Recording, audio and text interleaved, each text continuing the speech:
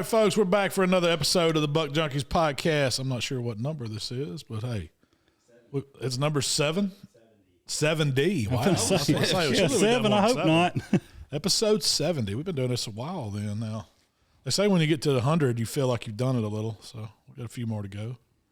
But we're smack dab in the middle of the rut here in Mississippi. I watched the buck chase this morning. What's everybody else up to today? Man, it's cold. You done more than watch. Yeah. I didn't shoot it. You didn't Not the buck. No, I shoot. So y'all want that story real quick? Yeah, come on, break it out. So I got up, I don't know, it's probably about between 4:45 and 5 o'clock. I didn't set no alarm. My wife happened to wake me up this morning. Got me a cup of coffee and tried to wake Michael up, see if he's going to go hunting with me. Because, Mark, you said you were coming, and I figured y'all were sometime this morning. And I was like, I'm going to ease on out this thing a little early. You was real early. I didn't look at sunrise times or anything today. But I jumped on the Can-Am and rode around the corner there and got in the stand, and it's probably 5:50.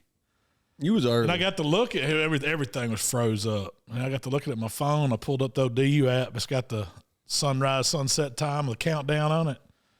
Man, I still had 35 minutes. And I was like, dang, I'm supposed to be in here this early, but fired that old buddy heater up, Mark. Got that stand stalled out. Shoot, I forgot my boots in the truck. Didn't have my right orange vest. Didn't have my coat. So I was hunting in a hoodie. You go in them Crocs. I wear He did have Crocs on. He did have them on. And I had that heater rolling, Jack. You might be the first person down here to go in Crocs. Shoot, Might be the first person to go in a bunch of Crocs. folks done at Mossy Oak hunting in Crocs. Yeah. I ain't the first person. I showed up year before last, and same thing. Yeah. I left my boots sitting by the back door of the house, and I wore Crocs down here, and that's all I had. Well, I started seeing deer probably right before 7 o'clock. Does started filtering out, feeding across food plot. The first one I saw was a little 4-point. He come out there and fed a long time. He got wind of something and ran off. And then about, I don't know, what time did y'all text me y'all were getting in the stand? It's probably about 7:30, wasn't it? No, Were y'all in the stand by then? Is that you? Was that you? No, Got mine. here I got late? here about Well, it a little wasn't- bit after 6. Yeah, it wasn't that long. I had a pretty good 8-point come out and he pushed the does up out of the growing the wall coming out of those pines, and they milled around. Well, he went to eating. Then I caught out of the corner of my eye all the way down to the far end of the field. A doe popped out through that gap. I was like, she's beelining this way for some reason. I don't know if she saw them other deer or what, but behind her coming up out of that ditch, there was a pretty good one. I saw horns. So I said, uh-oh. I mean, it was, what's that, 250? Yeah. I don't think it's quite 300 yards, probably 250 yards maybe. I could tell he had a pretty good rack on him. So, he come out through the gap in the food plot and hit the side of that growing wall by those turnips and just started coming straight to me. I was like, I got to put scope on this one. So I pulled up on him and he come like a rope, and I couldn't do it. And I was like, man, he ain't just. He was right there, wasn't he? Oh, he was. I hesitated. If you hesitate, set the gun down. If he'd have been a little taller, a little heavier, I'd have smoked him. But I went ahead and got the phone out and recorded him best I could. I got some pretty good footage of him where he pushed that doe all the way down to in front of me, and then he got wind of another one, and man, their chase was on. He got the other buck riled up chasing one. They went loops to my left, and he was cutting them like a cutting horse, that doe, and he ran out, and they went back up in the pines, and that left a yearling and another big mama doe out there. Well, about that time, she got wind of something she did not like, and she was sitting there, stare down, stomping, and I said, don't do it. Don't do it. And the little doe's out there with her, and I said, don't do it. Just turn and walk away. I'm going to let you go. And I put that gun out that window, Mikey. And then she did that stomp to me, and then she turned. I said, oh, you better go back in the woods right now. She went about 10 yards and turned again, put that old stomp down, and boom, Jack, laid her down. They're going to ruin your hunt. You might as well go home and get them. Oh, Jamie, you wouldn't have liked it. That little deer lady ran around out there and didn't want to leave. And I saw her raise her head up one time, and I guess she told it was good, cool. It was her turn to be sausage. So, yeah, I've only seen like 2 deer shot in the head, and man, you split that song on like a banana that piece. was a head canoe. I turned it into a canoe. You ain't got to worry about anything being left in that one. But yeah, and I had to take Michael's gun, man. I left everything I had was in the truck at the house. My rifle, my boots, my vest I wear. You need to keep carrying backpack. Luckily, I had a spare pair of binoculars down here. I took a Kroger sack with some binoculars, 2 oranges, and an apple, and a spit bottle. Yeah, I had the coffee in my hand. So I went to the stand with the Kroger sack, Michael's rifle, some Crocs, an old orange jacket that I got. But I let the hammer fly this morning, though. Put in work, though. We still got to go. We got to go. It's time. You know, how long have we had those deer in that box out there? 3 weeks? Ones we killed, me and you, Mark was a week behind us on his, and ours has been in there almost 3 weeks. Yeah. Mine's been in there 3 weeks. I don't think so. I think Ours has been in there yours is about on 21, 2. A few days over 2, and ours is a few days over 3. I want to say Saturday was 3 weeks for us. Last Saturday. That's not I mean, the past Saturday. So we're on about 24 days. 24-day age. That's about, anything. I think 30 would be fine, but we need to go ahead and we got another one I'm going to put in there. As long as we talked about this morning, as long as you keep that humidity right, you're fine. So do you think we're too wet or dry? We're too wet. We're not getting we're not getting the discoloration at all. It's not like, some of that meat I've seen hang, or even if you leave it in your refrigerator, it starts turning black. Yeah, I guess we're not seeing any of that on ours. Yeah, I looked last week and they look like we just hung them. So, are they dried? They got to be dried out. There's got to be some moisture loss on them. I think they're dried a little bit, but we got talking about this yesterday, and that walk-in is efficient, very, very efficient. Well, it's a big volume moving a lot. It circulates a good bit of air too, though. Right. So, but the way that, which I'm gonna go up there and get on the roof on it in a little bit and look at it and see if we can control and program it, but it's just like your air conditioning your house. The fan only runs when the unit is on to cool. And I think really for what we're trying to do, we need to have that fan running 24/7. Well, couldn't we install a little fan in there to move some air? That's an option for sure. Yeah, I think we do that. You turn on and off where it didn't run power all the time too, unless you had deer in it. And I think we can. I really want to do some research on the salt blocks and put in the inside. Get a couple salt blocks in there, and because I know that'll help some with humidity, and I guess it's got some type of. I wonder if you could just put like a 5-gallon bucket or something of like that. Trace mineral salts. I'll see why you couldn't. It ain't gonna hurt nothing. Ice cream salt or something like that. But no, I definitely think we gotta look at the humidity side of things, and I'm anxious to see. I'm anxious to see what it's like. We get out here and get to breaking them down, and cutting them and see what the meat's like. But I think I talked to John, good friend of ours. They got a walk in, and I think he said they've had them. He had 2 hanging since. Either Thanksgiving. I think it was Thanksgiving weekend. Or the week late longer than us. Yeah, and it was dry aged. Yeah. But it looked bad. Like if you just walking, if somebody didn't know, just walking and look at it, it looks bad. But is the purpose to dry age it, or is it just to hang it up long enough to where it starts breaking down and getting tender without turning too bad a color and losing too much of the meat? That's a good one. I don't know. Because you really could just hang them for 3 or 4 days and it's going to help, right? And the whole deal with hanging them that I've been told and under the impression is you want that animal to finish the process of going through rigor mortis on the bone. Yeah. If you remove that muscle off the bone and it hasn't completely went through the rigor mortis stages, that's when it draws up and supposedly makes them tougher. With it still being attached on the bone, when it goes to that rigor mortis stage, I'm assuming it stretches the muscles because it's still attached. It can't draw up. Yeah. So all the muscle fibers stretch. But we got a comparison for that, didn't you? You got some hanging and you got some aging. I got some cut off, correct. We'll be able to put that to a little test today. We'll look at that and see. You had to cook some of it to see if you can tell the difference. But test that all 3 ways. I mean, you got a doe in the back of the Can-Am now. Fresh so you got one. A fresh one, a 2-week-old, and a 3-week-old. Yeah. So and then off the bone and on the bone. So I mean, I think there's 4 different scenarios there. The fresh one could be the control. There's definitely something to be had with the aging one. I'm not going to say it's better. Because we're learning. I'm not going to say we know what we're doing exactly, but we're going to figure it out. But I think there's something to aging it, because I've aged just a backstrap in the refrigerator at home. I've done the aging bags, and then I've done it just on a cooling rack in a refrigerator I didn't open. And I'm going to tell you, it ain't much better than that right there. Which one do you like better of those, that bag or that just on a rack over a drip pan? I liked it on the rack over a drip pan better than I did the bag. Seemed to stay a little drier? The bag had a little more of that wangy smell. That Parmesan cheese smell. Yeah, that Parmesan, that blue cheese smell. And I seemed like I had way more loss in the bag when I trimmed it down. Because what's it called? I call it Pelican. I know it's not called Pelican. It's Pellicle or something like that. Or something. Whatever, the black junk on the outside, you got to trim off. Yeah, a little tough layer. So I felt like I lost a little more in the bag. And I mean, I done 2 weeks, and that was from fresh, cut it off the deer, one on a rack, and 2 weeks in the fridge. And it got dark, and I mean, it lost probably half its mass. I mean, you lose a lot.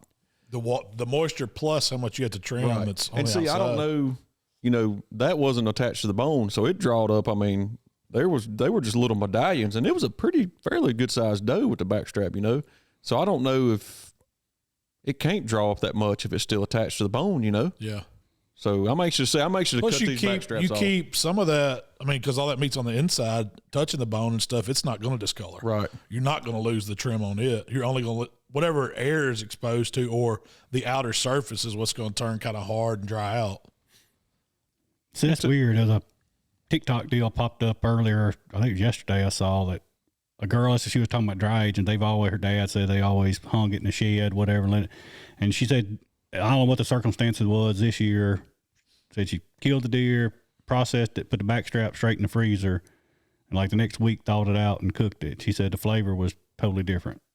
She said she liked better or worse? She liked that better than the dry age, but I know the one Mark dry aged, man, that's not, you could do plastic spoon and cut it. It was the very texture tender. on it was outstanding. I mean, I've had some like dry aged steaks. There's not some of them I'm just super crazy about, but because they have that little wang like you're talking I don't about. think you get that on a wild animal, because you don't. The fats in my opinion, the fats what gives you that wang, that flavor that you're picking up on. Well, with a deer, there's no fat, so you're tasting pure meat. And I didn't notice that wang.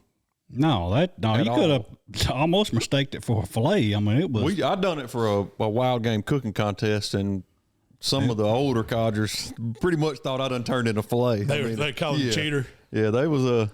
No, it Deer was. ain't this tender. Yeah, deer ain't supposed to be like this. You know what you're doing with it is. But we'll see. I mean, like you say, we got I guess we got 5 total out there now, including your one this morning. So we got some stuff to look at, compare, and kind of take what we learn and go with that and see what happens. Stock to freezer time. Stock to freezer. I look out there and just see sausage and Oh, my wife fired up. backstrap. She wants some of that breakfast sausage so Oh bad. man, breakfast sausage. That's what I'm Summer missing. Is that sausage. breakfast sausage. Golly. I mean, summer sausage was ain't so much good, of but if that. you told me pick the favorite thing we done last year, that breakfast sausage is hard to beat because we used it for everything. There's only a few more packs of it left from last year. I'm out. Yeah, If I'd known it was some here, I'd have done got it. Yeah, you can take a pack or two with you, whatever you want, because we're finna have some more. I've been sneaking it out of that freezer in the shop or in the garage out there. Yeah, that's what it's for. We cleaned out the freezer, 2 weeks ago? Yeah, we found a family that needed some deer meat, so some of that stuff that was from last year in the big freezer. Hindquarters and stuff. Yeah, those whole hindquarters. There was some decent stuff in there. Yeah, a friend of ours, Sausages. Colin, has a family or at least one family that's pretty needy family or whatever, and he told me about them. So we cleaned the freezer out and sent him home with about a 200-pound cooler. Full of meat. Yeah. He couldn't pick it up. Oh, there was some case sausage in there. There's some stuff I'd gotten from another processor that was wrapped up in butcher paper in there. There's all kinds of stuff. That's a bad thing about like freezers. Like when you start, lay down freezers are real bad about that if you don't keep stuff rotated in them. But you can do it in a stand up freezer too. You start moving stuff around, shuffling stuff, thing goes to the looking for it, bottom. and You don't first in, stuff first gets knocked out. to the back, and then you realize you got some 2-year-old, 3-year-old deer meat in the back. That's what I cooked on Sunday, and yesterday I got 2 or 3 deer roast out and thawed them and sliced them into steaks and fried them. I knew that was going to be tough because, it was like just whatever roast was in the freezer. They was not meant for steaks. Put them in an old crock pot yesterday morning with some gravy and onions, let them cook all day. Shoot, they was fine last night. Have you done that old sliced deer in the Dutch oven on your fireplace? I know you done beef like that. I've done beef like that, but I hadn't done a deer hunt. Can you imagine taking a big backstrap, one of these big doe or buck, and then slicing it like that and stacking it up, seasoning it, stacking it up in that Dutch oven and putting it over there on that fire and just letting it cook down all day? Oh, we got a fire pit and we got a Dutch oven. Oh, we got to do that. That'd be so good. I wouldn't do a backstrap. I would do the hindquarter. You did a hindquarter easy. We had what was that fella talking to us about this past week, Mikey? Chicken, what do they call it? Pogue or bog? Bog. You ever heard of a chicken bog? It don't sound Something we got appetizing. true. It's basically like chicken and dumplings, no dumplings but rice. And I think it's like a South Carolina thing. They make it's so think of it as rice and, like a chicken jambalaya almost, but it's soupy too. Yeah. Yeah, chicken bog. Yeah, chicken bog. It's something we got to try. He described it to me. I had never heard it. I had never seen one. So explain what it is. So you do a better job. The ingredients are 2 pounds of smoked sausage, like kielbasa or something like that. 2 pounds of bacon, 1 onion, 1 whole large chicken, 6 cups of chicken broth, 12 cups of water, black pepper, red pepper, salt, and 2 pounds of rice. So it's similar to a jambalaya. Yeah. But I think it's soupier. Yeah, I think it's a little soupier because it ain't got, You don't cook all the liquid of it out like you do a jambalaya.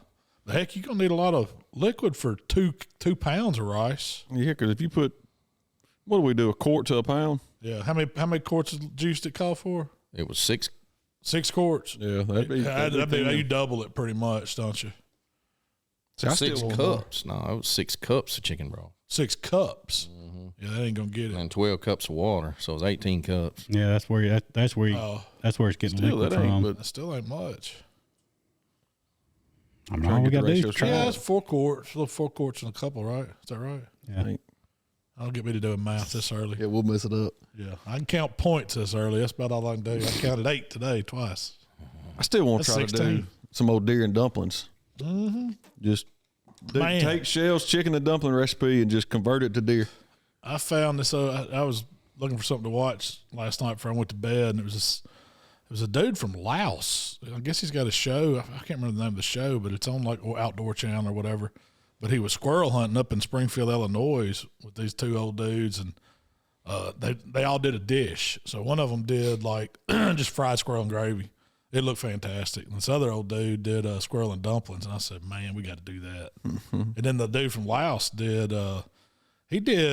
It was kind of like a take on a squirrel. It was like squirrel, rice, all these aromatics, vegetables like that. So if you could imagine like a squirrel dirty rice kind of, that's what it was like. So it kind of had that Asian flair to it with ginger and soy sauce and stuff like that. So I said, man, or squirrel fried rice, I guess you'd say.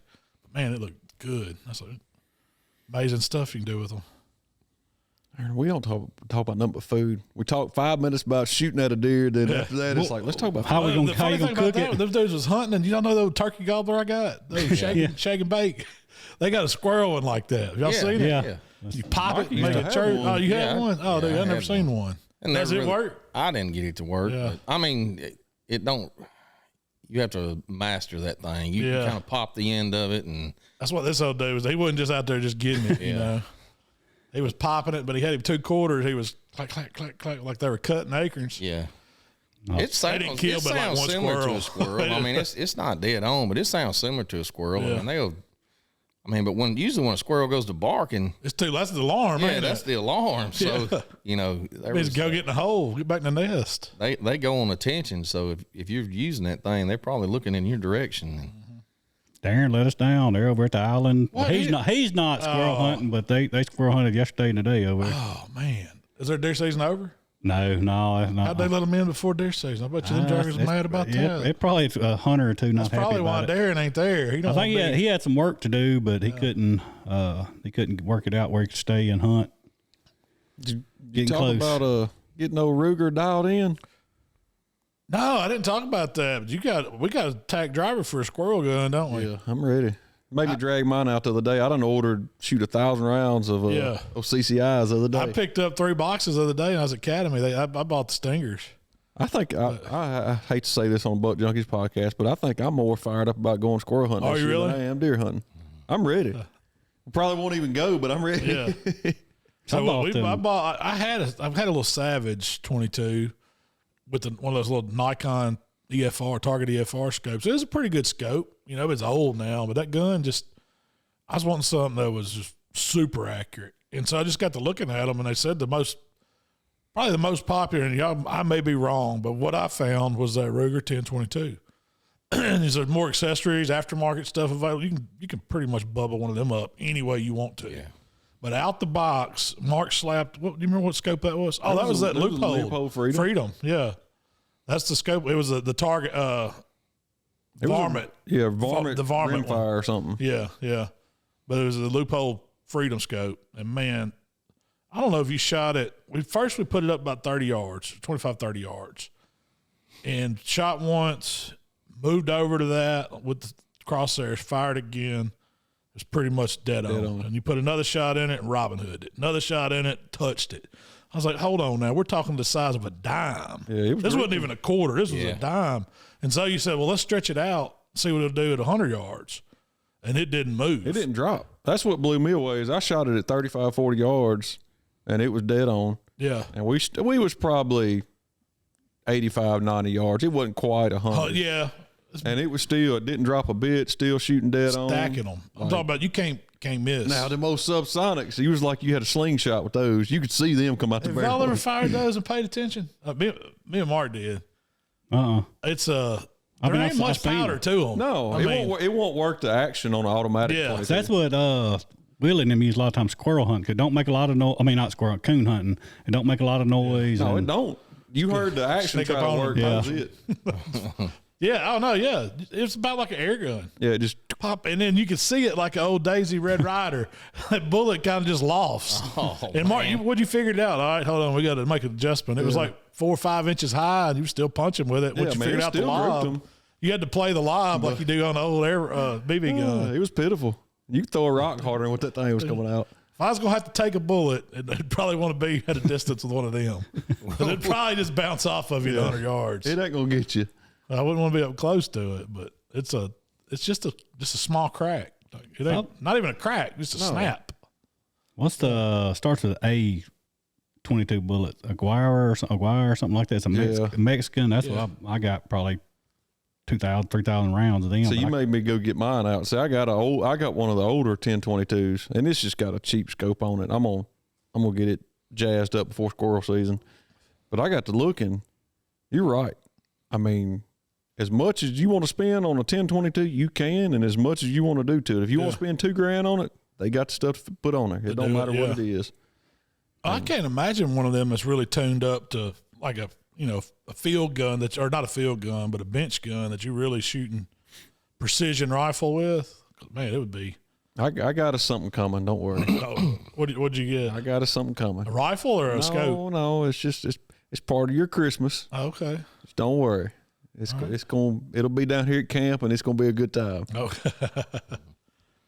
When y'all buy those shells, if you buy two, you got to be careful those 22 shells too, because they won't last. Really? Mm-hmm. So all my surplus stuff, like boxes of Thunderbolts, I got. You better be rotating that stock. How old's yours, Jamie? Is it pretty old? Most of them, I'd say, is year and a half, probably. Yeah. I think 2 goes back to how you store them, though. We throw in the boat seat. Yeah, we used to not have a good place to store them. They sit out in the carport or garage and go through changes humidity and temperature and all that. Well, you won't notice it until you go shoot something with them. Does it change the accuracy, or you just talking about them not firing? I think it's not as potent as it was. You know, it's still, because I've shot them before. Older ones that were 3 or 4 or 5 years old, and you can tell that it'll shoot, and then you'll hear one just kind of poop. And then one will be crisp and just pop. I've noticed that before shooting some old. Well, it was usually shells in a baggie. Yeah. I'd have them thrown around the side by side. Yeah, get that bag of 22s out there. We need to shoot this. That Ziploc bag been riding around forever. Shoot, I've had shotgun shells do that before rabbit hunting. Oh, really? Oh, yeah. That thing goes, and the lid just pretty much roll out the end of the barrel. That ain't good. No. We'll get our 22s dialed in. Oh, it's going to be squirrel time in February. That's what I'm thinking. No, what's going to happen is deer season going to be over with. We're going to go squirrel hunting, and there ain't going to be a freaking squirrel in the woods. Oh, they coming. I watched 50 of them this morning. What's squirrel rut right now? Or I think after New Year's? January. Yeah, January and February, pretty much. I just know that because of the house. There used to be a ton of squirrels. They always see them chasing around during that time. Squirrel hunting's fun, though. I've got a box tree down there. That jogger loves it. Out there at South Trump. Yeah. They're hanging all around there, getting all them, whatever acorns is left of them big oak trees. There's a bunch of them. We'll put one together this year. There was. Oh, so we met today. You want to talk about our Mossy Oak visit last week? So I got to go down. It's the second time I've done it. I've done they have Gamekeeper Butchery. It's a division of Mossy Oak where they sell wild game, and they needed somebody to do a few videos. So this has been right after pandemic, or right in the middle of pandemic. I got to go. That was 1920, and then they wanted to get another some more stuff done this past week, and it was kind of a spur of the moment deal. They just said, "Man, can you make it?" And I was like, "I ain't gonna turn down the chance to go down there." So Mikey went down there and filmed some of the stuff for us, and we did. What did I do? Wild boar chorizo breakfast, like a breakfast dish, casserole, wild boar, chorizo, and bacon. Yeah, and wild boar bacon. That was the breakfast casserole. Then we did fried alligator and homemade taters. Po' boy. Fries. Yeah, fried alligator po' boy.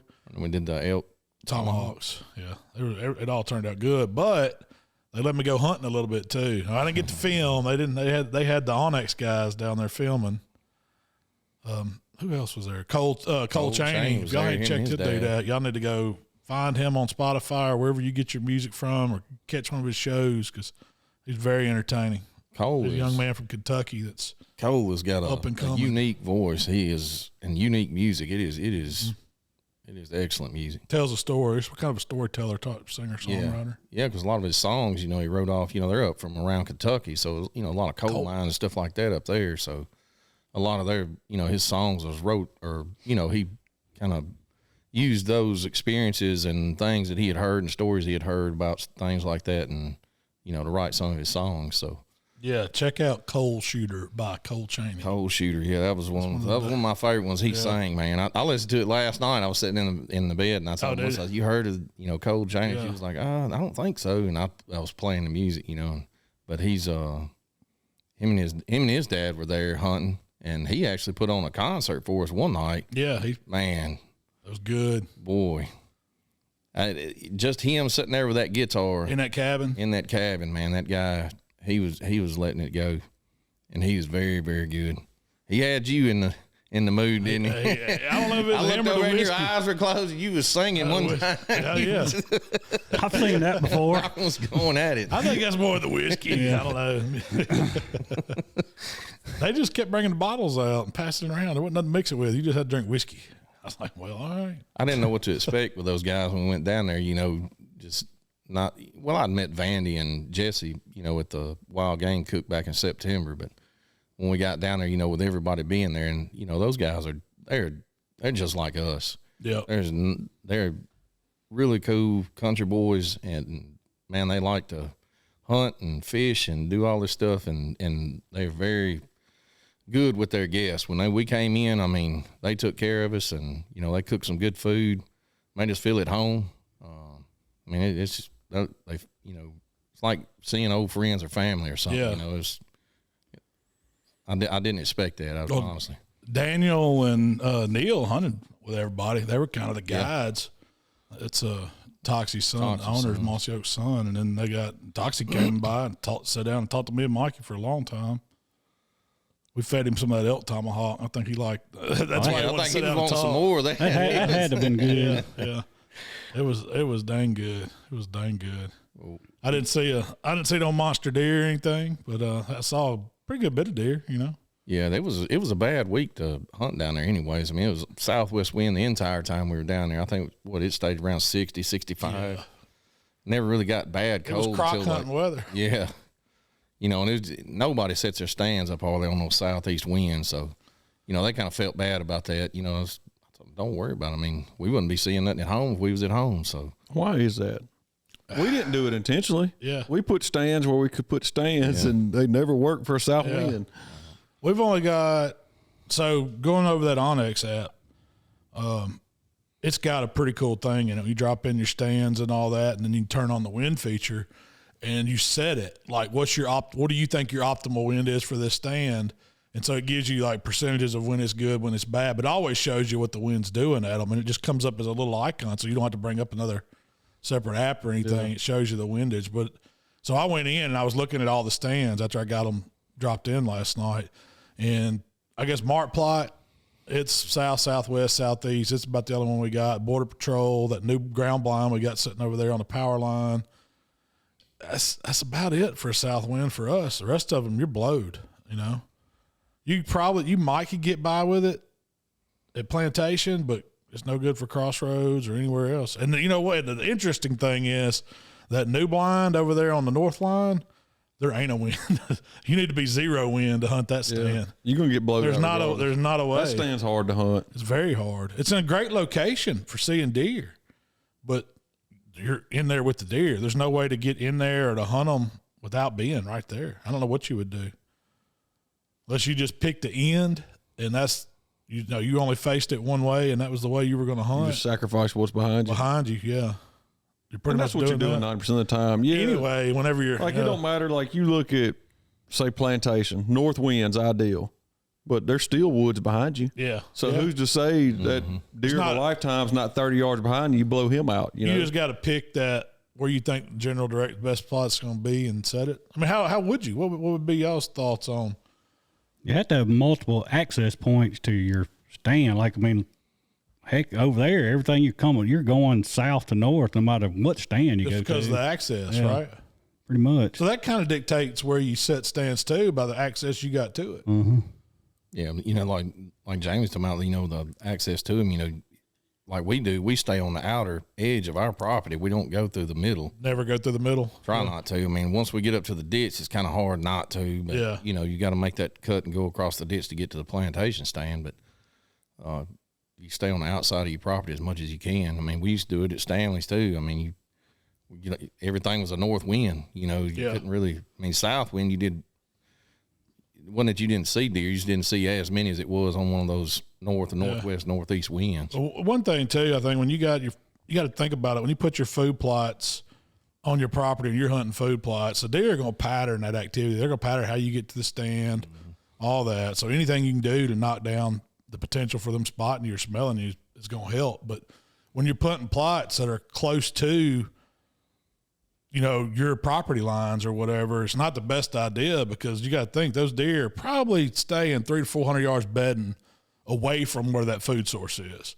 So if you're out on the edge and your stand's out on the edge, you're pushing those deer beddings. If you don't have it centrally for them to stay, you're pushing them to the neighbor. So they're staying over on the surrounding properties around you on those, when you're on the edges.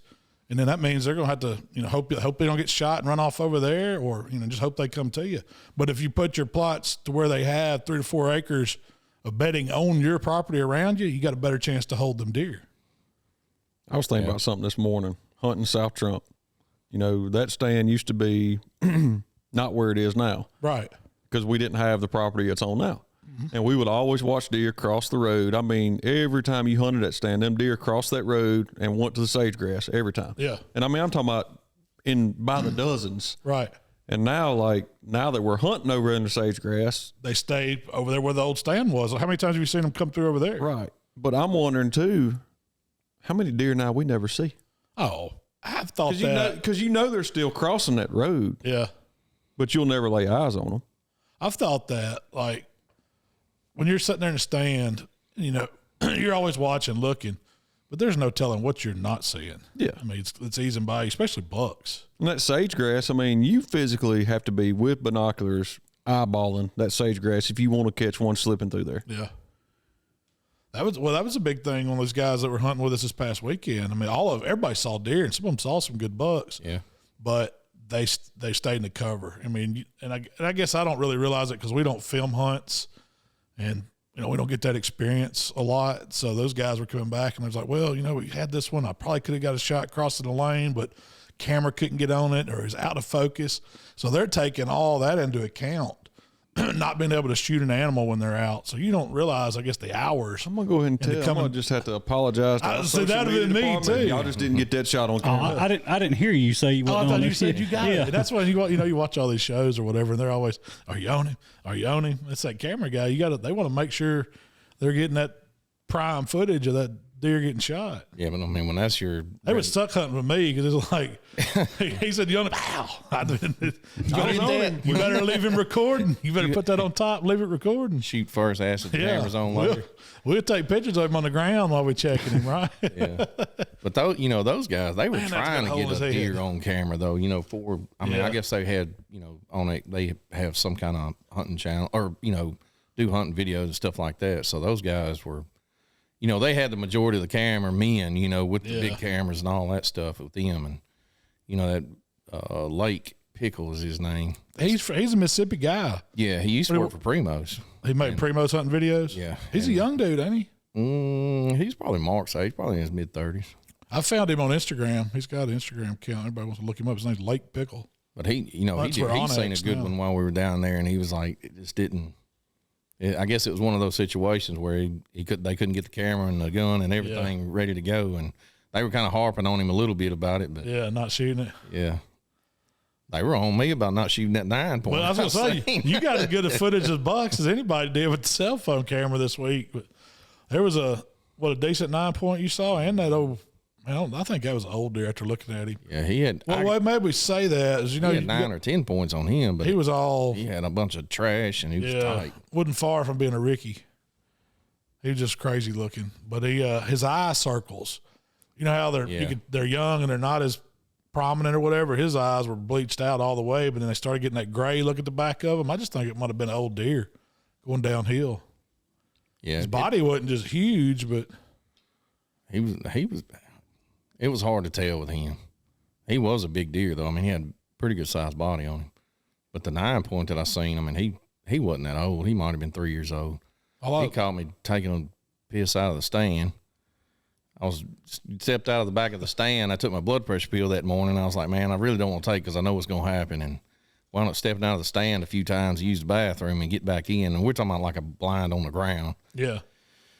And I was, used the blind to block, the food, where the deer was coming from, and me. So I just stepped out the back of the stand, and I got back in the stand, sat down in the seat, and he was all the way out in the middle of the food plot feeding. I was like, daggum, where'd he come from? I don't know what you was peeing back there, but it sure drawed the deer in. That evening, they put me back in the Mikey stand.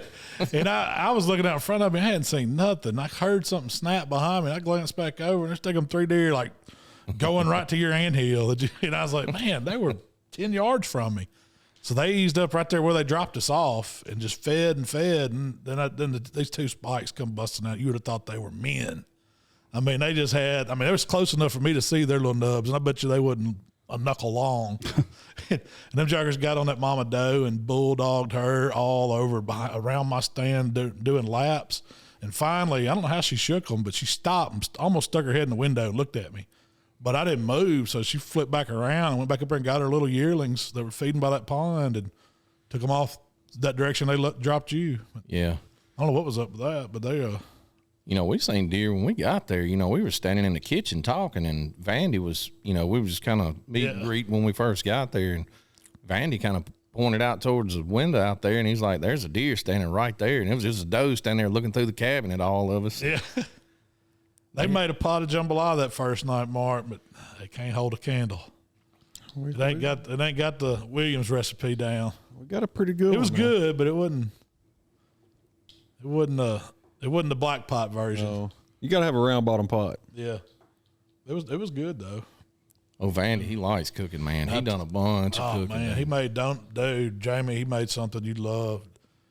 Flaky Grand Biscuit donuts. Have you ever done it? No, Cut the center out. No. He fried them in an iron skillet, about 2 inches of grease in it. Yeah. And just punch the hole with a NyQuil cup. Yeah. With a NyQuil cup. He didn't have no cutter, so he pulled the top off the NyQuil, washed it out, and cut the middle side. Man, them joggers fry up golden brown, and then he took powdered sugar, maple syrup, and a little milk, and made a glaze and flipped them around in it, and crumbled up some of that wild-boar bacon over the top. Dude, it was a fine donut. And did the holes too. The holes were good. Yeah. I don't know if you could tell it was biscuit. I couldn't. Not really. I couldn't tell it was. It was the buttery, flaky grands though. So it's hard to beat them biscuits. Man. I love a homemade biscuit, but that old Walt biscuit's pretty solid. Canned biscuits, I told them about your trick for doing them when you fry fish, quarter them up and drop them in there, and it gets that, it still gets like a hush puppy texture because it absorbs all the loose meal in your grease, so it cleans your grease. And it's a dang good bite. Oh, yeah. It's like savory. We did that at the shop, done kind of like donut holes out of biscuits, and Emily made up I don't know what it was. Same thing. Sugar glaze over top, man. It was dang good. He also made a ceviche out of tuna that he got from this Evans. We got to get an account with them. I think they're out of Alabama. I don't know if they delivered to our area, but one of them fishing guys. No, it's it's like a small Benny Keith. Yeah. He just this is the saltwater fishing. He's a saltwater sunbitch. What did he say? Fish a fishing sunbitch. Yeah, this is an inside joke, and we'll have to tell this real quick so y'all understand what me and Mike was laughing at. We helped sponsor through How to Barbecue Right a contest over in Arkansas, and one of their ancillaries was trout. And I don't know how much trout they had. No joke, it was 50 teams. I don't know how many teams. So I mean, you're over 100 fillets of trout, and they give them all a couple pounds. Yeah, one of the locals come up, and he had him a big old red top Budweiser, and he'd come walking up, and he said, "Man, where'd y'all get all this trout from?" And the guy that was there said, "We got it from Benny Keith." He said, "I ain't never heard of him, but that's a fishing son of a bitch." Yeah, he is. He is. He's been wearing them out. If you don't know, Benny Keith is a restaurant supply. Yeah, yeah, food service supply. But he can fish. Well, that's what his Evans was. Well, he had ordered a sack of those Murder Point oysters from down Alabama. That's one of my favorites too. He had what else did he have? He had a tuna loin, yellowtail tuna loin. I don't know. It's probably 12 inches. Yeah, 3 or 4 pounds. And he made a tuna ceviche, and he had lump crab. So he took that tuna loin. He said, "Y'all ready to eat some tuna?" And we said, "He's going to make a tuna ceviche." And so he sliced the loin and got it down like third pieces. They cut out the little chain like this on it, and then he took that loin and turned it over and cut off a little more and just started slicing it and mixed up like some lime juice and soy sauce, kind of made a ponzu. Yeah, it was avocado and onion. Well, that was in the ceviche. Yeah. He just, you're talking about just raw tuna. That's my jam. It would come out of the ocean the day before. That's the first time I'd ever ate it like that at somebody's house. I've had it at a Japanese restaurant. Nothing compares to it. But I don't even know if this was high dollar. He said it was yellowtail. He said they had bluetail, but it was a little more pricey. It was but good. Man, I would order just to eat that, dude. It was so good. Mikey, the grill we had the grill on out there cooking iron skillets. Yeah, we just got through cooking them elk chops, and it was still so he hot. Seared just a couple pieces, took that little chain piece and cut it up into about bite-sized pieces and just hit it in that iron skillet. It was amazing, man. That's the best thing I had to eat down there. Now you don't expect to get that at a deer camp. No, at deer camp you really don't. But he did the last night we were there. He called it a West Indies salad. And he took it was like 4 ounces or 3 or 4 ounces of vinegar and then 6 ounces of water, white onion, and lump crab. He mixes all that stuff up and then puts the lump crab in there and seasoned it a little bit. And just stuck it in the refrigerator, covered up with plastic wrap, stuck it in the refrigerator for probably, 3 hours. Yeah, it was half a day. But you take it out and eat it like with on crackers. I mean, yeah, it's kind of watery and vinegary, but it's almost like a pickled crab dish. Dude, it was so good. So those oysters, the dude that did the other chef, there's another chef there too. Did you get his Zane? Yeah. His name was Zane. He's a chef out of St. Louis, I think it is, somewhere in Missouri. But he was badass. He did oysters Mossy Oak Feller. It was good, man. I don't know what all he put on them. I didn't watch Gearin? Dearin. Dearin. Yeah, y'all check him out. But so he did those oysters out there on the pellet grill and brought them in. I said, man, that crab salad over the oysters would be awesome. And they started drizzling it like it was a minuet sauce. Man, it was on fire. Hang on now. Last time we cooked down here, we had a side of Viennas. Y'all got to up our game a little bit. So me and Mikey, we got down there, we was eating rag bologna and hoop cheese. That's about the main thing I ate. Yeah. We had to stick a rag bologna, probably like a summer sausage stick. And there's a grocery store that had really good hoop cheese. Yeah. So we rednecked it up for them. They were eating fancy stuff. Now, they all jumped in there too, but that was like camp. I mean, it was like sure enough, I don't know, describe that cabin we stayed in. It was an old log cabin built. I don't even remember the date on it when it was built, but it was built like those old. If you ever seen an old farmhouse or some of the first settlers, they had 2 big rooms on their house, one on the left side, one on the right side, and there was a breezeway dead down the middle. It was open, kind of like it is. If you ever seen Old Yeller, that house they had where they had the deer hanging in the middle, that's what it was. Well, what do they call that? Shotgun style, yeah. Is that, yeah. I don't know if it's called shotgun. No, I mean, it's just a house with like a breezeway, yeah. But it's got that breezeway in the middle. Double porch, like a porch on the front, porch on the back. And then it wasn't like rounded logs. It was square cut logs. With they had come back and redone the chinking in there with like mortar. But But man, they had a huge front porch on it.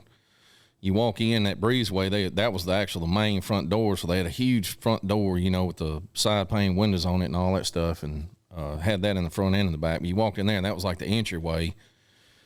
And of course, they had all of the Hayes family's pictures and stuff like that, you know, great grandparents and all that stuff. You know, it was pretty neat that was their personal cabin. That was not it was a family stuff. This wasn't no hunting camp, really. Yeah, it wasn't just a run-of-the-mill hunting camp. It was actually their cabin. But anyways, you went in there, and there was a big room on the left with a fireplace, and they had couches and like a bed in there. And on the right was a main living room with a, you know, big fireplace, couches, and dining room table, and kind of took a left and went down the hallway, and there was a little bar area where you can mix drinks or whatever, bathroom. And then they had renovated, they had done a new section on the back where they built this big old kitchen hanging off the back of it. Super just nice. Windows all the way around it where you can see all out of it. And they had a little kind of like a sunroom or whatever, or, you know, area over here it was a couch and chairs and stuff like that where you could just kind of like what we got right here at the smokehouse, where you sitting here and everybody's up there cooking, and you know, everybody just kind of hung out in there and shot the crap and waited on us to, you know, cook whatever we was cooking. But like the upstairs, you went upstairs, there was a bathroom upstairs, and kind of the same layout as the bottom. There was 2 big rooms off of each end of that upstairs. And they had 5 or 6 beds in each one of those rooms. So we had the whole cabin covered. Well, it was about 20 of us down there, wasn't it? At least. And that didn't include people just showing up and hanging out. Yeah, because a lot of people showed up for dinner and hung out, and I don't know, they generally left, you know, before midnight. But it was a really neat cabin to be in that old cabin and see all that history, you know, on the walls and stuff like that, of that, you know, the Hayes family and stuff like that. And they got another cabin out behind it too. Yeah, that was redo. Yeah, they moved both of those cabins there from somewhere. Mr. Fox was born in that cabin that we were. Oh, was he really? I think that's what they told me. Yeah. Either that one or the other one, but they moved it there on that property when they bought that property, and put both of those cabins there for them to stay in. But yeah, it was a pretty neat deal, that cabin they had, just the guys that were down there and everything. You know, I got a story about Toxie. You know, they were telling me about how he started. I talked to Greg, and he was telling me, you know, he worked at Brian Foods. Mm-hmm. You know, like they make hot dogs, bologna, and stuff like that. If you've ever made pigs in a blanket, you know who Brian Foods is, because I think it's the only people that have those little cocktail weenies. But anyways, they worked for them, and he was trying to figure out a way to make a different camouflage, because back then all you had was army camouflage. You had the green or the brown. You know, I know all of us Mark probably didn't, but I know me and Jamie and you probably wore some of that camouflage. That's all they had, and he come up with this pattern. Actually, the one you got on your pants right there, the Bottomlands. Yeah, the original one. Anyways, and he took it, and then one of the other salesmen at Brian Foods helped him, you know, kind of push that product. And after a while, you know, it just kind of took off and turned it into what they have today. But I thought that was pretty cool. How did he told us they sold it? He would, at first he wanted to make a pattern. He brought in some leaves and some dirt. Yeah. They said they were Pantone or whatever. They come in, what colors do you want? He's brought in a wad of leaves and sticks and stuff and grass, and laid it on the counter. It's like, I want these colors. They just knocked them off their game. They didn't know what to do. Yeah. But the first one they come out with, and they didn't have nobody wanted to buy it. It was like they started selling. They got it made that first order in the fall of the year. And he had a guy that was his buddy that worked at Brian Foods too. He was kind of a salesman, and he would take it around and show it to people, but he would take it and put it out on a tree. Put it on a tree. That's how he sold it. He would take that piece of fabric or whatever, put it up against a tree and let people look at it, and people would start, we'll take, 2 or 3 cases. We'll try it or whatever. I think it just built it to what it is. And it's probably one of the number 1 brands. I mean, affordable, the real hunting brands. I'm pretty sure they're the top camouflage in the world right now. I mean, you got Realtree, you got them, you got Sitka. I guess they got their own type of junk or whatever. But kind of the Yeti of camouflage, aren't they? Yeah. Depending on who you ask. I'd say it works. I don't know. But that, that farm we was on, it was kind of I'm not sure if anybody really knew how much property was there exactly. I think one guy told me we were sitting on about 3,800 acres, and then the actual farm manager come in and he was like, what? And he was like, no. He said, right here where the cabin is 5,000 continuous acres. Wow. Unbroken. He said, that don't include what's across the street and what's over here. And, they had 12,000 acres down there. That's a lot of land. We could manage that. Yeah. Well, that dude was the Mark Williams of Mossy Oak. He was like, if it can be fixed, he can fix it. He showed, you need to go back and check out their Instagram or where he built this old Blazer. 72. From like a 72 Blazer from the ground. I mean, everything you could do to it, he did the whole thing. And they gave it away like at one of their, at the National Turkey thing, I think is where they gave it away. But it was, you need to go check that out, Mark. You'd appreciate it. But going this year, so yeah, I'll take a late 70s C10 if they want to give it away. That you were headed up there this year. That sounds like that's a cool event. Got our tickets finalized. And are they doing a show? Like, do they announce if they got artists playing? I don't know. Cole got to play that last year. I'm sure they're doing it's something. The Ryman, but I don't know. Is it in Nashville again? Or they move it around, don't they? It's at the. They told me it was in Chicago one year. I guess it's at the Opry Mill somewhere. Oh, is it? Did you get hooked? You better go ahead and book your room. Oh, it's already booked. When? What time of year is that? It's in February. Okay, so it won't be long. Yeah. Thanks when it was February. I got it saved. I got to look. I done booked this reservations to Cane's Prime and. Oh yeah. Hey, you are doing it. That's gonna be a big trip. If I can get reservations there, that's one restaurant I've never got to set foot in, and I can get them. We're going. You gotta try that cotton candy pork belly they got as an appetizer. If they still have it. But I'm excited because Jody and them go every year, and we're going to go with him and his wife Rachel, and I'm excited to go up there and see it. And it's a pretty big deal. He said we'll try to hit it hard on Friday and take it a little easier on Saturday. But you're gonna have to. It takes both days to see everything. Jamie got an invite to go coyote hunting. Where was it? Out west? Out Midwest? A guy responded back to, we was talking about it last week. He's in Nebraska, and I'm probably going to reach out to him. That'd be about a 14, 16-hour drive. Out there. Those are some different animals than what we got, these little coyotes. I'm going to reach out to him. Is that his main thing? He just said that, if I was interested, reach out to him, that we can nail it down. I got to coordinate Jamie with the weather. If it's negative 20, you don't want. Which most of your stuff's in the truck, so you have to handle it. But if I imagine they're coyote hunting during the day, it ain't like they are thermal hunting out here that people do out here. Those big pastures. Yeah, don't talk too much about having to need your heater. Them folks get tore up about it. You have to get the Milwaukee insulated jacket to plug the batteries up too. That's right. I looked at there's a new brand out there that's got a battery, like hoodie, vest, whatever. Yeah. And then it's got one pocket, it's got all your phone charger stuff in it, so you can plug your phone in the vest to charge your phone. Really? Like, well, that might be all right. Was it got some kind of lithium battery pack that does it? Shoot, we need to put that does it work to test, Jamie. We'll let you put it on and go out and get the tree or something. See if it really keeps you warm. I need everything. Jamie look like glowing when he comes out of the woods. I need everything from socks to have heater marks gloves. Yeah. I tell you, it was cold this morning. It was cold. It was 20-something degrees. The little retention pond was froze over. Yeah. It said 26 on my truck when I got down here this morning. It's pretty good. It's a good big frost. It's big frost. But you know what? The deer were out there eating in the frost this morning. I think what has happened, and it always does this time of year, they've done depleted the acorns finally. This was my first morning I've seen proof that the acorns are gone because they were in the plot. They were everywhere out there eating. I mean, and the deer were eating. See, that's what I was asking Vandy and them down there. I was like, y'all got a good acorn crop this year? And he said, no. Because really? they went through their drought was way worse. You know. Talk about food plots suffering, man, their food plots were hurting bad. It wasn't from pressure, it was just from no rain.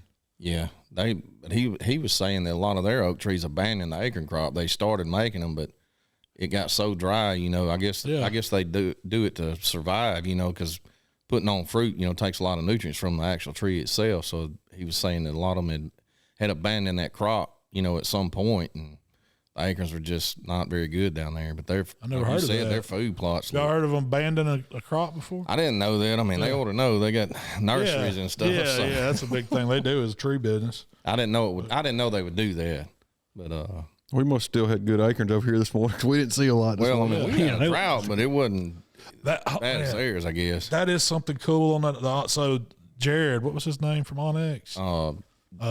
He sat down with me after he, downloaded the app or whatever and got signed up. And I said, man, would you mind since you're the Onyx man, give me a rundown on how I can put this thing to use. And so he sat down and did a little tutorial, and they have a feature on there. It's like and all of them have like a layers feature or whatever, but you can turn on your mass producing tree map, and it is so cool. Like it'll show you your property, and then it blocks out the areas where your acorn trees are. And you can tell where better to set up, or where your food sources are or whatever. But the way to explain how they do it, he says they get the information from like USDA or somebody like that. They fly.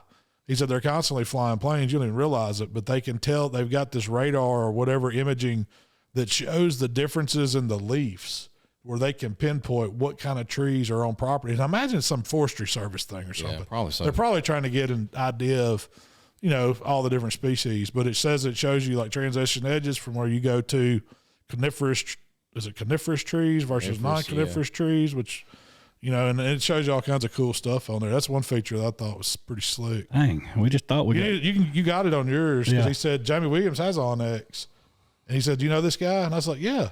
I mean, I guess he punched it up on his computer. He probably like this guy that probably don't know how to operate the app. He said, "Look, he just got the free plan. Watch this." So I don't know what he gave you. He probably didn't even tell you, but he saw your name and just clicked it or whatever. I had to update it and I said, "Yeah," because I think your work email or something. They done made Jamie have to reset his password. It'll be next year. My phone's probably gonna short circuit now. Now I had the Onyx tutorial with you.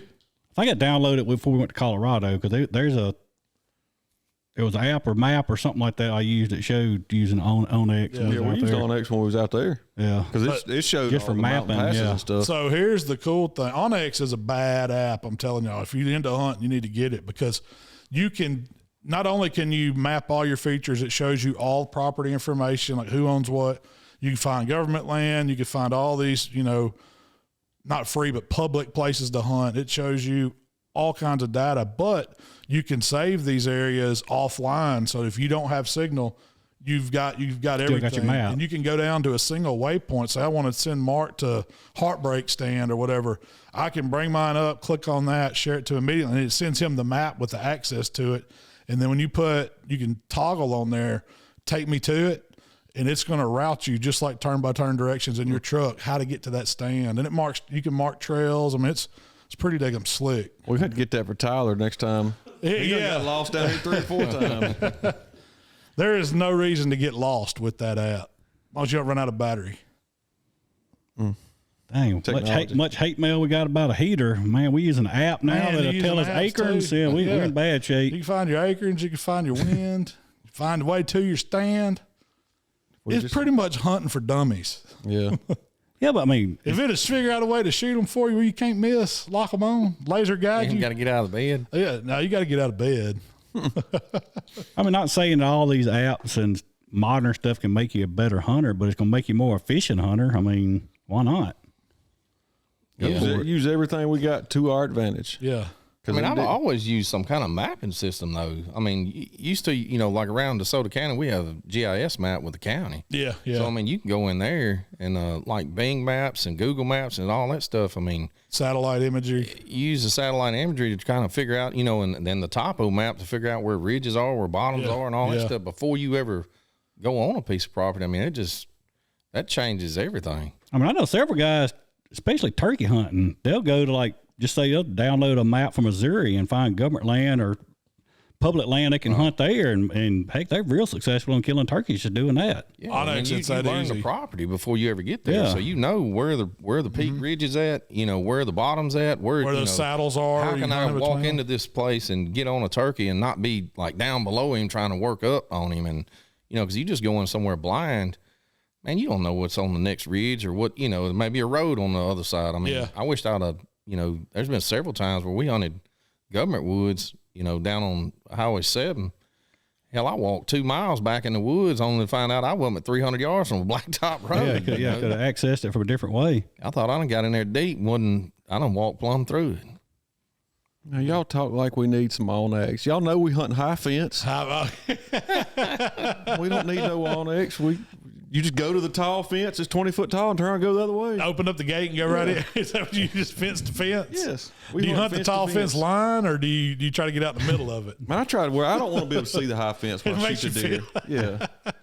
Because if you shoot one, it get tangled up in it. Who knows? Right. You know, it's electric high fence too. Right. They ain't touching it. So what's your thoughts on that? Our old buddy Nick on TikTok. I wish I had the money to build a high fence. I can't even put one up around the house here. We can't put a 4-strand barbed wire. High fence. I ain't never seen a high fence in the state of Mississippi. There may be I've seen 2 now. I see one up there at the county jail. That's about it. Yeah, yeah. No, when we hunted over Abbeville, it was a back road back there. The guy, there was one over there. There was one over there. I mean, he probably. I mean, I don't know what the acreage was. It wasn't like tens of thousands of acres, but he had it high fence. And we was on the physically challenged hunt. Somebody's talking about it's a guy that's pretty local to DeSoto County that's got several hundred acres high fence. So can anybody just build a high fence around property? No. I figured you had to get some special permits. Or I read a thing one time, it was an article in, I forget which magazine it was, but so it talked about this farm that they had bought, we're just going to throw some acreage out. They bought a 1,000-acre farm. So the state gave them a permit, to high fence it, but the permit stated that they had to kill every wild deer off of that property before they could bring deer into the property. How is that possible? They gave them a kill permit. So you build the fence and then you got to kill them and prove you killed them. Wipe them out. Yeah. Because they don't want no cross breeding genetics or something like that. But that was on one that they brought deer in. Now, high fencing one, I'm sure there's, if you put a fence around your property, I mean, you're not supposed to cage a wild animal, period. Keep it as a pet or anything like that. I mean, any kind of wild animal. You're not supposed to do any of that. So I'm sure there's a height limit on fence to the point to where they say, all right, you got them caged now. It's got to be. Yeah. That makes sense to me. I can't imagine the state or federal government letting you just do, block off all these acres without some kind of permit or something. You got to have a permit, but number one rule right here says no person may possess a live whitetail unless it's covered under a permit. So basically saying you can't have a whitetail in a high fence. Yeah, yeah. And then you scroll on down, it says once you get the permit, all high fence enclosures constructed to contain whitetail must be on a minimum of 300 continuous acres. And they're probably got restrictions where they got to come check you or. I'm sure they got something like that. And I think too, for it to actually be a valid score, like for Boone and Crockett, it's got to be over X amount of acres, like 2,000 acres or something like that, before they'll even consider it a legit deer. I got to think about that too, sitting in a deer stand. So, a Boone and Crockett deer is 170-inch deer, right? It's got to be 170 or bigger to be official Boone and Crockett. Isn't that right? That I don't know. Something like that. I thought it was around 150 or 160. People that score, right? That's just the scoring method. Yeah, you can. But I think for it to make the Boone and Crockett, you got Pope and Young, which is 125 or bigger, but it's archery only. Right. Yeah, it's archery only. But I think Boone and Crockett's 170-inch deer. I always thought Boone and Crockett was firearm. It is, but I think it's got to meet a certain inch requirement, I think. But anyway, so that got me to thinking. So how can you put a score on a deer like that and apply it to not just every state, every region of a state? Because you just don't have the same deer. I think so for me, like that trophy, and it's talking about what deer's a trophy or whatever. Yeah. If you're hunting, say, a small piece of property, and this is probably, in your area, the deer just don't get that big, you might have a 120-inch deer that's a heck of a trophy for where you're hunting. It's just how the genetics are, how the, age structure, all of that. I don't think do you think every deer has a chance to be that 170, or does that mean just let it grow, or some of them just ain't gonna make it? Yeah, not so, to a certain extent. Yeah, can any deer make 100 inches? Probably, maybe. Yeah. Can they make that 170 mark? I doubt it. I think that takes a lot of protein, a lot of good food. Not by themselves, no. Yeah, in the wild, in a highly pressurized hunting state. It's got to have age. That's a rarity, and I get it. That's the rarity of it, and they have to have some kind of standard probably. But I just think if you're hunting a trophy animal, what's a trophy to somebody else, and they're certainly going to be a trophy to me because of where I'm hunting or how I'm hunting or whatever. Well, kind of make a valid point to what you're saying. If you look at Mississippi Department of Wildlife, Fishery, and Parks website, and you go on there like where they've scored deer, they look at every deer that's been scored in Mississippi. Yeah. And you go in there and you start looking at these counties, like when you touch on Tate County, like where we're at, there ain't many. Yeah. You know what I mean? Like the list is, I'm just going to throw it out there. It's 20 deer. And then you go to Tunica County or Washington County or, you know, some of those places down around the Big Black River and stuff, their list is 100 deer, 120 deer on there. And, you know, all of them they've got a bunch of higher scoring deer on there. DeSoto County's one. I mean, where we live at, you look at the deer that's been scored there. I mean, there's 200-inch deer in DeSoto County. But then on the same hand, you look at some of these ones that, say, for instance, Seek One kills in the middle of freaking Atlanta or Nashville that's a 200-inch deer. They're not getting the best food out there. I mean, they're probably eating somebody's clover and garden, you know, in the back of the subdivision. They're eating a lot of high-protein stuff that's getting thrown out the back. They eating kale. Who knows what they're eating. But, I mean. Age is a huge factor, too. Yeah.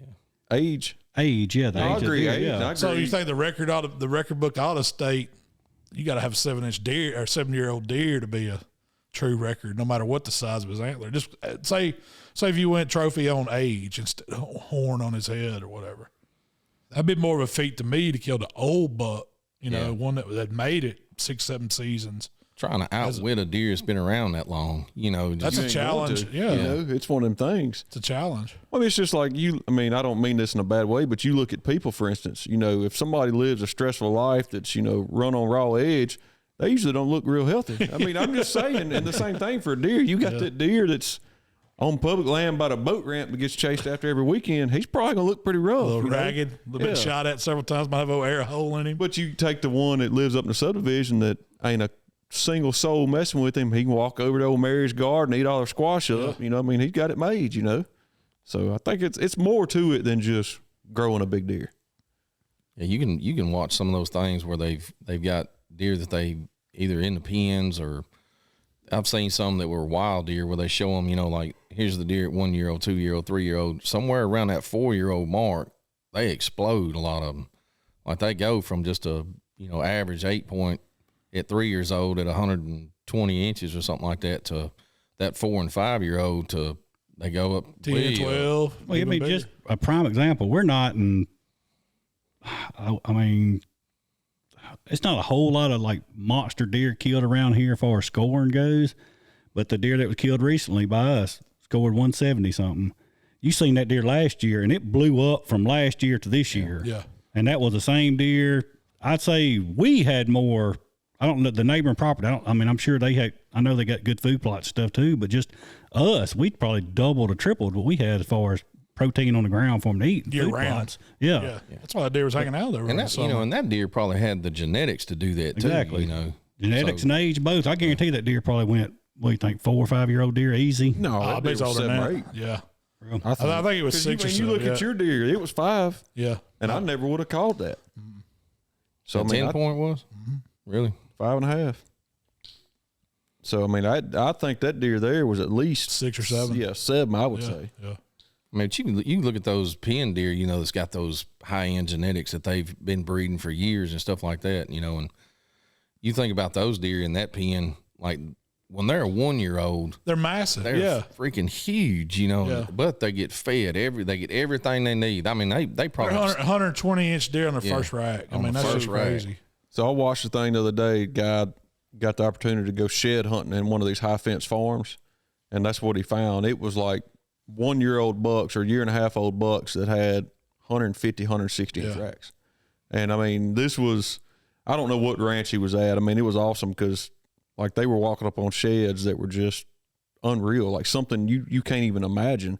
And then right over there, we always talked about trying to find an elk shed or whatever. There'd be an elk shed, and that would, to me, was just insane. Yeah. But they filled up a full-size truck bed one morning, nothing but sheds.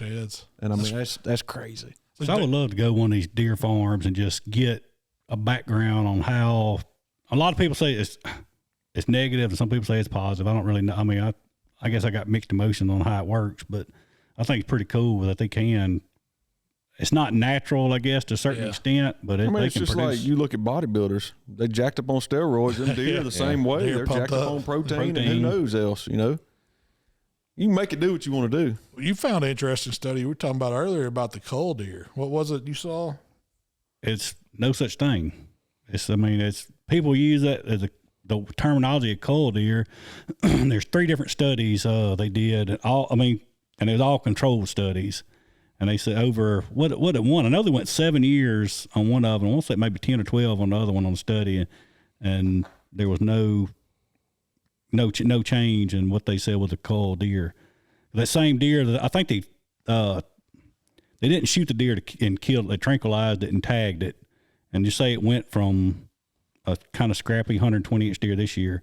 Next year, that same deer with genetics, and I don't know if they fed it protein. I don't know that, but that deer blew up the next year. And they said, and the same thing as a biologist that went on this river hunting club, and he's like, why are we not killing 160, 170-inch deer? We got everything here. Why are we not killing? And the biologist said, you are. He said, that deer y'all got hanging out there, that's a 170-inch deer. And the guy's like, no, it's not. It's not like 135. He said, exactly. But you killed it before it got to that 170-inch deer. Yeah. And that's what they were saying, that it's genetics and it's your property. There's no way the cull buck's just a myth. Yeah. Well, I mean, John, the biologist, John Grucci, that came down here, he was telling me about that's like the deer Mark killed a couple of years ago, Sling Blade. We were talking about, all the one-horn deer we had down here and all that stuff. Well, John was telling me that could be a multiple of factors that cause that. One could be genetics, but more than likely not so much. A bacteria that gets in them when they're tussling around and messing around when they're in velvet, they can contract that bacteria that year in their horns, and it'll distort one side of his, rack. But is it going to come back though? See, that's my thing. Because we saw that deer multiple years, and then the other one we found, the other one you killed, we got to be some genetics in that genetics. One. Yeah, looked like one of his offspring because he had the same characteristic. I see what they're saying about a cull. If you let it go, it does have potential to be something. You can't say it's a cull, but okay. So Ricky, for example, that's a cull. Has to be. I mean, it's just like, all right, you got a runt and a puppy litter. You're going to have a runt and a deer, like it's going to happen, so, or say you're just like we do a lot of competition cooking. You're trimming chicken thighs. You got the ugly bad one on the side. You don't want to cook it. That's your cull, So it's really a term used for a deer that's, it's an undesirable deer that somebody wants. Yeah. Undesirable or excuse to shoot a little deer, Jamie. That's what that thing's getting to. Yeah, that's what they was getting at. Everybody, you're shooting. Now, if it's a perfect symmetrical 8-point that's only 120, no, he's not a cull. He's just a little deer you wanted to shoot. Yeah. But if it's something to me that's like a deformity or, like say Ricky, for instance, or Sling Blade, like we had multiple years of him carrying that same rack, and he did get heavier. And I mean, he did get a bigger rack, but he was a one beam every year, one main beam. Well, that big 6 I killed, it had some kind of bacteria horn growth on all across the bottom. That's probably why I didn't. And what that study was also saying that you're not, there's no way you can control your property unless it is high fence. Yeah. There's no way that buck we are. Yeah, we're high fence. Yeah. The genetics you're not going to keep on your property. If you own 1,000 acres, you're still not going to keep them genetics on your property. Yeah. It ain't no way. Range is too big. Range is too big for the buck. Tens of thousands of acres. And the same thing they said, a doe, from their study, a doe has over 50% say in what the buck's going to be as far as good genetics. Is that why them does are worth so much? But there's no way that you can tell. That doe. If you shoot this like that doe you killed, you don't know. There's no. You don't know. She's cold now. Got a big hole in her head. Yeah. What happened to her?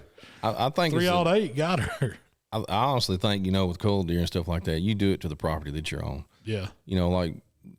Like John said, I can tell you to kill every one-horn deer on here if I want, and that's not. Or every little young eight. Yeah. He said, you kill the undesirable deer off of your property. It's your property. It's your You do decision. what you want to do with it. He said, I can't tell you, yes, kill that deer or not, or whatever. He said, I can look at him and tell you that's a 2-year-old deer. You may want to give him another couple of years before you just make a decision. But, if like when we first got down here, there were so many deer, we had to get miles off the field. So he was like, just shoot them. Just shoot them. Yeah. If it's an undesirable rack, kill it.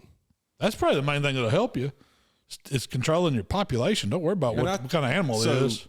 You brought that up. I think that's something that we have not communicated enough to a lot of people that's listening or see clips that we talk about. Where we are at, when we talk about overpopulated, we truly mean it. Yeah. There's a lot, like people don't realize if you've never stepped foot in North Mississippi or Mississippi in general, the deer herd is unreal. It is. If you're coming from the Midwest where y'all have trophy giants, but you may go all season not see 3 or 4 deer. I've sat in a stand over here and seen 40-something deer in one morning. Yep. And somebody could be 300 yards down the road from you and seen 20, and then or somebody could be 300 yards and had a field full. So, how many times have we done that? This is no joke. Like, the deer population in our area is through the roof. I mean, they are like ants. And granted, we have mornings we don't see nothing. I mean, just like this morning, I seen one little old 5-point. Like, okay, but before we really started managing the herd, that one morning, no joke, I counted 41 and you counted 30-something, and you was not 300 yards from That's me. right. You're talking about killing at the same time 75-pound does as a mature doe, too. Yeah. You know? Yeah. I mean, it's just like an overstocked pond. They can't get any bigger. slot size. Yeah. They get stuck. Yeah. So, I mean, I think a lot of people think we talk about, hey, we've seen deer every 5 or 10 minutes. I mean, it's true. It's not our high fence we put up. We paid a lot of money for the high fence, but it's not helping us. We just got a lot of deer around here, But also, we're lucky enough, not necessarily this property here, but over on, the other farm over there, nobody really deer hunts on 1,000 acres in front of us. The other 600-800 acres back to the south of us. We have like-minded neighbors. They have like-minded, they're on the same kind of program we are, more or less, They take a few does, they shoot, nice mountable deer, and they plant food and stuff like that. So, they're managing just like we are. Over here, it's a little different. And we're fortunate to say that. And, we've hunted government land growing up, and it's, you went several days before and didn't see deer. But in the area we're in, they're here. I mean, they're here. Now, the ducks ain't, but the deer are. Open waters. We pumping water. Pumping water, so. I was going to go down there and check it out, but I seen this morning that whole hill down there, they all got the flu. So I'm going to stay on this side of the hill. Oh, really? Yeah, I ain't messing with them down there. Yeah. Don't get out and talk to nobody if you do. No. Well, that's going to do us for today, fellas. What's the plan for this weekend? Are y'all hunting during Christmas? Are y'all taking time off? Or I'm going to do a little both. You'll do a little both? I got a day or two of vacation left, so I'm probably going to slip down here and try to hunt a little bit. Jamie, you going somewhere? You got plans to hunt? What are you doing? I don't have nothing booked up yet. I'm trying to get in on a Hope Outdoors hunt at the end of January, but as far as upcoming, there ain't no reason not to stock the freezer then. I got to do something. Y'all all got meat to eat. I'm starving over here. I should have been the guy on the clean out. A few bags. I guess today's our last day in the office, ain't it? Yeah. We ain't podcasting that next week. We're gonna be Christmas, and we'll have some good stories to tell after the first of the year. But contest. What's up? Contest. One more week. Still got that going. Got one more week. We're gonna make a decision on those pictures, videos, things like that, recipes. Really, you got to the first till we come back, right? Is that when probably not gonna make a decision right off next week, but when we come back, we'll have some winners on that contest. Maybe see about starting another one after the first of the year, and go from there. Mark, you want to tell them where they can find the Buck Junkie apparel? BuckJunkie.com. Y'all check us out. Of course, all the podcast platforms, YouTube. Tyler, we still got some stuff should be hitting this week, I think. Had some recipes released. If y'all hadn't checked them out on YouTube, y'all make sure to go follow us, and got some pretty good groceries. And from the looks of it and sounds of it, we've got to get some tuna, and we're finna up our game at deer camp. We're fixing to have to make a few changes. We're finna go from a 3-star to a 4. We're trying to get that other star. Yeah, we're trying to get that other star. All right. Well, hey, I hope everybody out there has happy holidays, Merry Christmas, Happy New Year's, and we will be back to talk more Buck Junkies here after the first of the year. We gone.